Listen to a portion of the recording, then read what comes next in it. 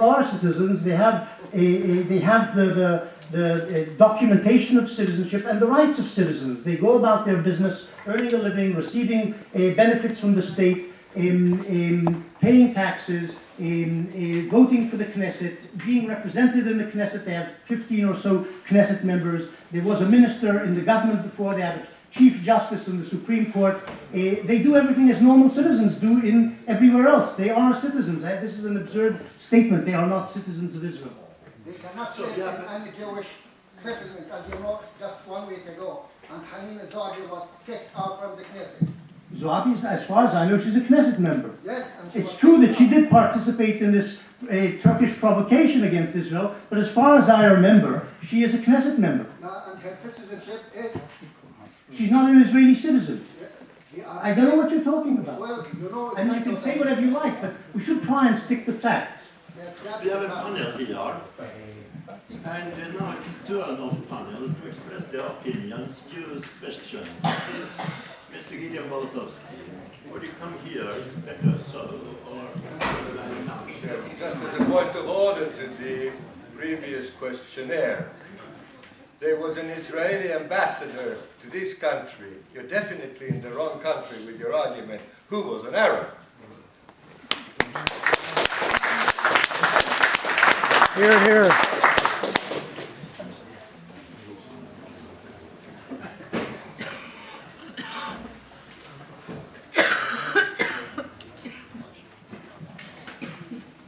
Did you know that non-whites were involved in the South African parliament during apartheid? Gideon Bolotowsky, your turn, please. I hope that your academic merits are outside the Middle East. Mr. Chairman, ladies and gentlemen, This is bullshit. This is bullshit. the topic of today is the role of intellectuals promoting peace in the Middle East. Now, you've heard already a couple of definitions of what is an intellectual. The former United States President, Dwight Eisenhower, had his own. He said an intellectual is a man who takes more words than necessary to tell more than he knows. And another one is that intellectuals are people who believe that ideas are of higher importance than values. This is to say, their own ideas and other people's values. As we have on the panel people from 3 denominations, I cannot resist telling you what Finland's former ambassador to the United Nations, Max Jacobson, once told me when he was a newly appointed ambassador in 1965. The British United Nations ambassador got a little frustrated with the discussions regarding the Middle East, and then he bursted out. If only the Jews and Arabs could get together in real Christian spirit. And sadly, the biggest losers in the Middle East conflict, as we speak, have been the Christian minorities in the Middle East. Now, given my background, definitely as a non-intellectual student of the Helsinki Technical University, trained as an engineer and as a stock market analyst, I tend to look at the conflict between the Jews and the Arabs in socio-economic terms more than anything else, because that's my home turf. And with 50-50 hindsight, we can clearly see today that the Arabs during the last 100 years have embarked on taking huge risks, none of which have paid off.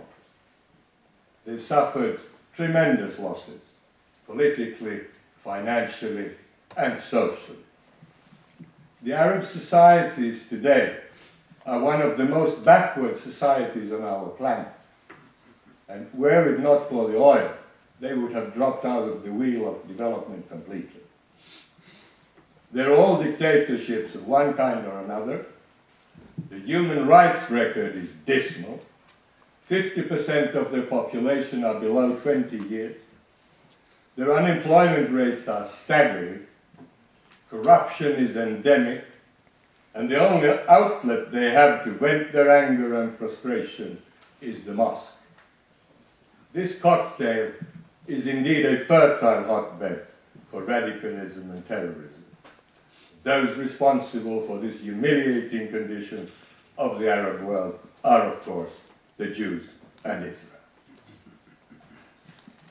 Now, I usually take one example to illustrate the realities in the world we're living in today, and that is Egypt and South Korea. In 1950, the population of Egypt and Korea stood at par. Both countries had about a population of about 20 million. And so was their GDP per capita. It stood at par. 60 years later, today, the population of Egypt is fourfold. It's close to 80 million people. The gross domestic product is roughly 188 billion, corresponding to about $2,300 per capita. South Korea's population has also more than doubled. It stands at 49 million. Its GDP is $1.4 trillion, corresponding to 28,000 US dollars per capita. And then take Israel, just as an example. 7.7 million people, 200 billion GDP, corresponding to roughly 25,000 US dollars per capita. What explains such a huge discrepancy between Egypt and South Korea?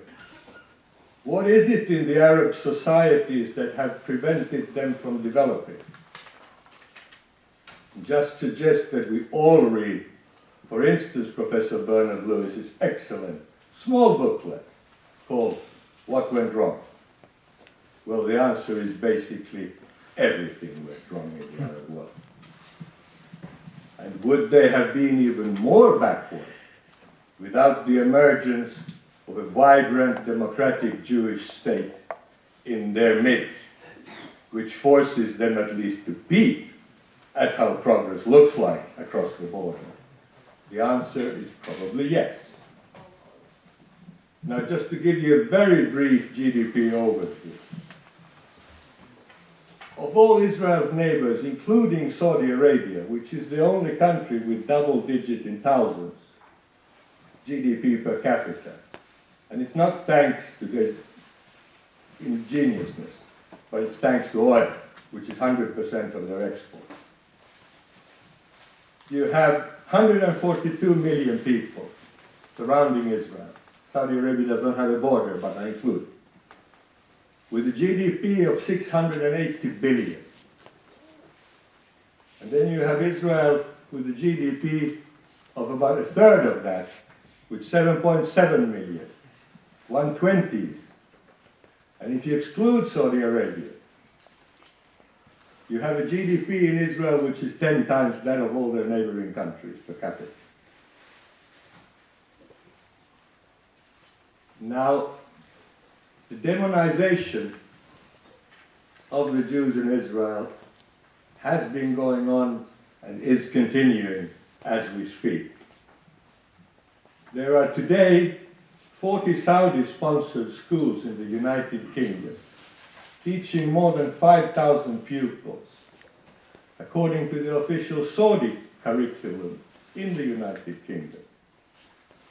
And they use Saudi school books, which include passages stating that Jews look like monkeys and pigs, and Zionists seek world domination.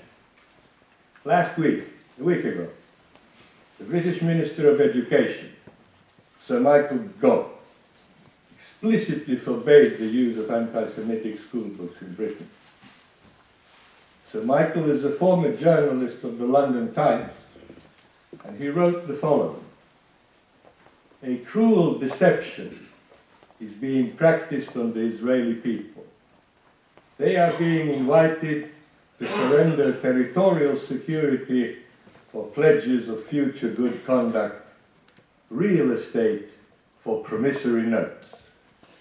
But what makes this already risky venture so dangerous is that Israel's interlocutors are not individuals of proven good faith. They are parties that have, at various times, pledged themselves to Israel's total eradication. The process of Jewish-Palestinian reconciliation has been bound up with readiness for mutual recognition and for mutual assent to the coexistence of two states in the part of Palestine which we today know as the territory west of the Jordan River. There is another part of the Palestine which now is the Hashemite Kingdom of Jordan. Both sides found it difficult to recognize the existence and the legitimacy of the other. And historians also have their difficulties coming to terms with that reality as we have witnessed today. From the post-Oslo perspective, the question arises whether there could have been shortcuts in that process, as suggested inter alia by the allegation of the so-called new historians that Israel missed various opportunities for peace in the past. As I see it, for every missed Israeli opportunity, I can count at least 10 missed Arab opportunities. If it turns out that the hopes for an Israeli-Arab peace were premature, then the picture of the past will also become even more sour, and the current those critical of Israel will almost certainly feel at least strengthened. If the peace process is carried forward to a successful conclusion, and if Israel is welcomed as a fully recognized polity among the states of the Middle East, then a perspective on the past will be reinforced. When reality comes more closely to approximate our moral ideals, moralism will become redundant. We will see this thick and twisted conflict more accurately and more humane, and the power of discourse may succeed where the power of arms have failed. That's the only role intellectuals can have in this process, if any. Dr. Aziz, I would just say that talking about refugees, you have come to the right country, sir. In Finland, we know a lot about refugees. We have never heard that refugeeship can be hereditary, that you can be a refugee in the third, second, or even fourth generation.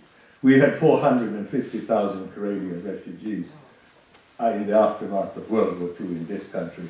One of them was my great-uncle, who, just like you, always dreamt of getting back to his beloved Viborg. Well, it never happened, and he had to continue his life in Helsinki. I wish you long life, sir.